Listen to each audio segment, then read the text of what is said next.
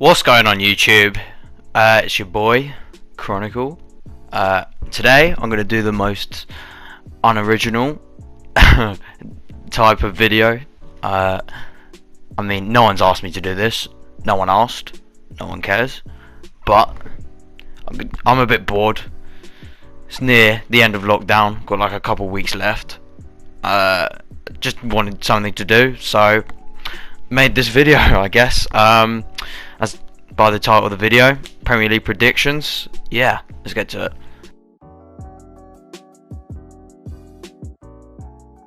Now, before I start, I'm just going to put it out there. Admittedly, I don't watch too much Championship, so my knowledge is limited. I'll say that. I mean, I watched the playoffs and I sort of seen the teams, and I obviously know what the clubs are, but just to let you know, I may not fully understand how good of a team they are, and that might affect my predictions.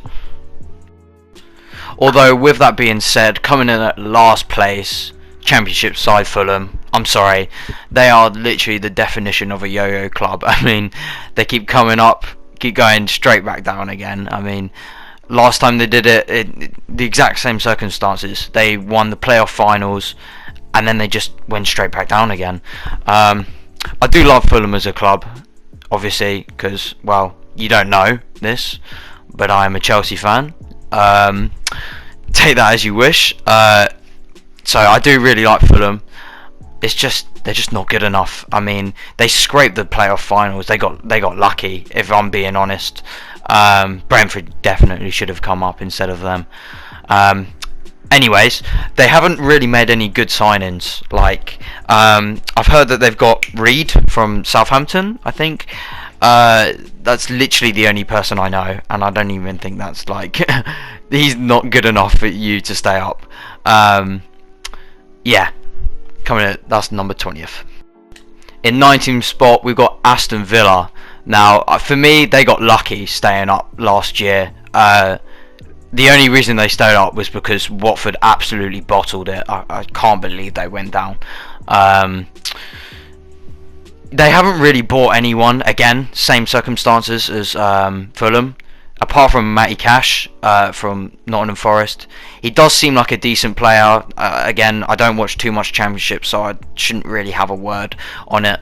But I've heard he's a really good right back for Championship wise, and I think deservedly, I guess, the place that should play in the Premier League. But you know, just one signing that's a right back isn't going to save you. I mean, for me, like players like Jack Grealish, like sure he's quality, but you can't carry a team that's just, you know, it's just not that great of a team. Like I like their midfield, like Douglas Luiz and of course Grealish himself.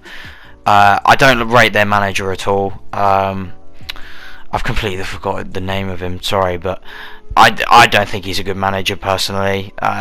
It's just the sheer fact that Jack Grealish is just carrying their club. And yeah, I think they'll go down. I think their luck will run out this year. Okay, the last team I think that will go down is another team that just got promoted, West Brom. Exact same thing as I think, reasoning. I think this team will go down as the other two.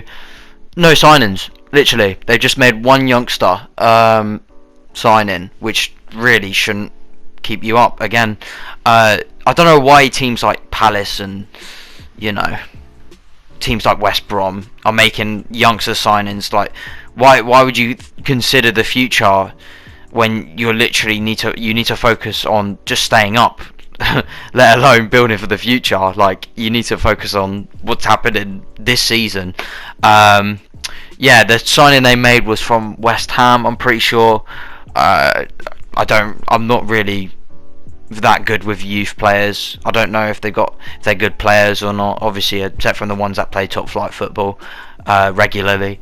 With their team, I think they'll just about not make it. I think it'll be really close. Like, I think the bottom two teams in Fulham and Aston Villa, they'll obviously go down. I think it'll be really close for the last bit, because West Brom actually have a decent team from what I've heard.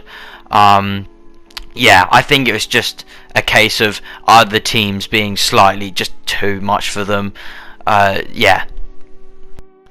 Coming in at 17th, we have Crystal Palace. Now, very similar again. Like with these bottom teams, it's just a really similar case of just such small differences why they stay up and go down. But Crystal Palace, the reason why I put them here is because they haven't got a goal scorer. You know, they haven't got like a proper number 9. They've been struggling for goals like all year long last year. I mean, Ayu's a good player, Zaha's quality, but they aren't goal scorers. You can have quality players without being goal scorers, you know. Crystal Palace, for a team like Crystal Palace, all they need is someone that gets goals, and they don't have it. They've been like their form. I remember their form right at the end of last season. It was awful. Like what I think they lost 6 games in a row, something stupid like that. I feel like it might continue for a bit, and if they don't pull their fingers out their asses and actually get a striker that scores goals, they'll be lucky to survive, honestly. Finishing just above Palace, I think it will be Leeds. This might be sort of an unpopular opinion, but I don't think Leeds will do as well as people think they'll do next season. I'm really glad they're back in the league. Obviously, they deserve to be here. They're just a big enough club. Their rivalries and stuff. They just deserve to be here with the stadium and everything. Anyway, I'm rambling on. They've actually done business in the window. They've signed, obviously, their club record signing Rodrigo, striker. I really rated him back in the day. When I say back in the day, I mean 2 years ago. But I feel like he'll sort of flop. He's never put. He always played in a good team, you know. Some players just strive of just being in a decent team, creating a lot of chances. With Leeds, they won't create that many chances. Just considering for the fact that it's the Premier League. I'm not saying he'll flop because it's the Prem, but I'm saying I think he'll flop because the quality team around him is just not really good enough for him to score that many goals. I mean, shit, I think he scored 9 goals last year. Oh, it might have even been less, but I know it wasn't double figures. Anyway, they also bought Koch or something like that from Freiburg, defender. I think he's alright. Leeds in general are just a good side. So they were just too good for the Championship. They were knocking on the door for way too long. I think that's where they'll finish. I rate their manager as everyone else. He's world class. There's a reason why people rate him so highly. I think they'll finish 15th. In 15th, we have Brighton. I don't know what to say about Brighton. Brighton are starting to become a Premier League regular. For me, I don't know why, but I just have something for Brighton. I just don't like them. I thought they was going to go down last year. I just don't feel like they're the type of club to be in the Premier League. Anyway, Brighton have always been a good team defensively. Like, their shape is really good. And for me, defence is just as important as winning a league. I feel like the main reason why teams stay up is mainly because of how good their defences are. And Brighton is exactly that. I mean, attacking wise, I think they're alright. They have different goal scorers. I like that Connolly geezer. He's pretty good, especially how young he is. But I feel like just players like Lewis Dunk and their goalkeeper, I forgot his bloody name. They're just defence in general. I don't feel like they concede that many goals. They hold a really good shape, and they have a quality manager. So yeah, that's all I can really say about Brighton. In 14th position, I've put something that I think a few people may not like. It's Southampton. Southampton were really up and down last year. When they got spanked 9-0 by Leicester, I was really hoping they wouldn't sack their manager, because their manager does wonders for them, honestly. It's so good that he's getting recognition now. I've really liked him for ages. Um, Anyway, the reason why I've put them a bit lower than people think is because I feel like people have been overrating them. Now, they were originally underrated. Um, People think Ings is now all of a sudden proven because he had a really good season last year. Just because you have one good season doesn't mean that you're gonna do just as good or better this season. I feel like, I still think he'll be a good striker, obviously. But people need to remember, literally the only reason why they finished so high was because of Danny Ings' goals. And they just can't rely on someone like that. And plus, for the fact that they sold Højbjerg, for me, Højbjerg is one of the best signings a club has made, like in the Prem this season, minus Chelsea's signings. Bloody hell! But for Tottenham, that's an insane signing. People don't realise he's quality. Anyway, this is about Southampton. Southampton are not really good defensively, and the reason why I feel like the reason why they stay together near the back was because of Højbjerg sitting in that holding sort of position. I think that's where he played, but I'm pretty sure he did that defensive job.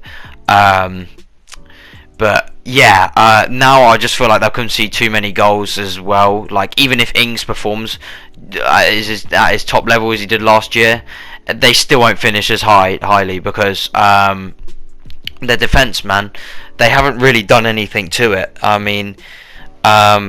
They got Carl Walker-Peters, I guess. He was good for them. I'm pretty sure he was on loan or something. He's a good player. Anyways, that's for Southampton.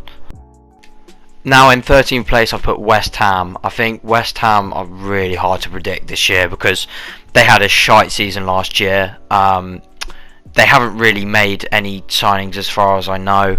I think maybe they permanently signed Soucek. I think he was on loan. Yeah, I think they won't finish as highly as, I feel like their squad is definitely mid-table. I really rate their squad, but the problem is that they're just such a horribly ran club. Their owners and their board are just so scummy. I really feel for them, but they have the quality there, and just for the sheer fact that they have quality there, I think they'll finish this high this season. I don't think they'll do as badly.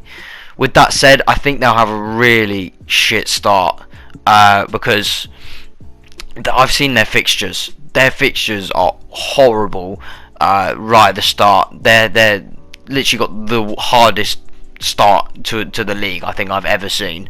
They literally play every Big Six club in the first couple months.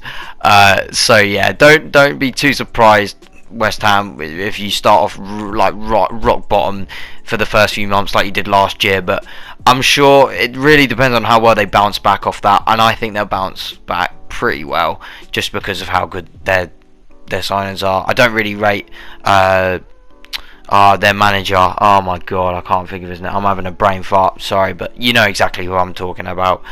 Yeah, but I think they'll finish 13th.